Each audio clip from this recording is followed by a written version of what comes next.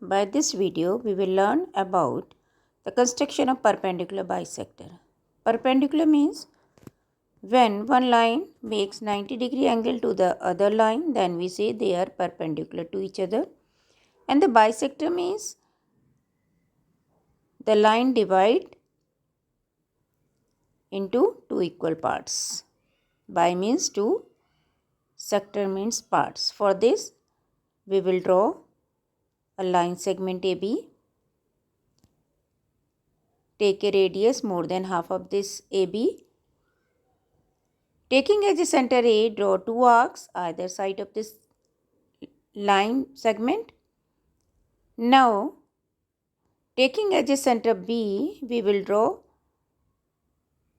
two arcs which intersect previous arcs at P and Q. Join P and Q. Now PQ is the perpendicular bisector of AB. It means PQ divides the line into two equal parts and make 90-degree angle to AB.